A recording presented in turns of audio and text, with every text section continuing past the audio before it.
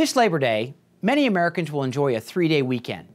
After the festivities, vacations, and beach trips have ended, however, we should take some time to examine the injustice of forced unionism that millions of Americans face every day. While workplace freedom has made real progress in the past year, including passage of the 26th Right to Work law in West Virginia, millions of American employees remain forced to hand over a portion of their paycheck to union officials.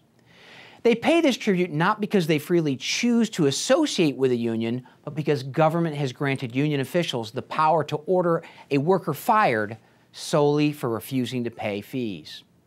With the election season swinging into high gear, the fight for individual freedom in the workplace faces real challenges. In this election cycle, union officials are projected to spend nearly $2 billion in campaign contributions, lobbying, and other political activities.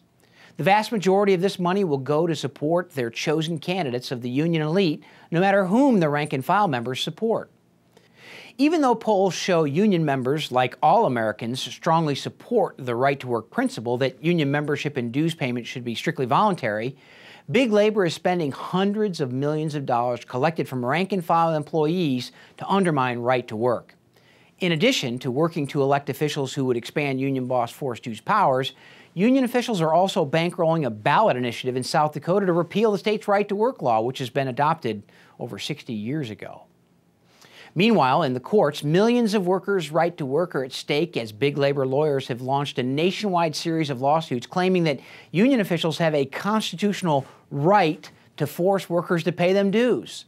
While this radical argument should be laughed out of court, union officials clearly hope that activist judges will ignore long-standing law and legal precedent in order to expand union power. Attorneys for the National Right to Work Legal Defense Foundation have already stepped in to respond to this new threat and defend right-to-work laws in Idaho, West Virginia, and Wisconsin from this coordinated legal attack. This Labor Day, as we celebrate hardworking Americans from all walks of life, the supporters of the National Right to Work organizations are proud to be working towards the goal of ending forced unionism in America once and for all and restoring the freedom of American workers.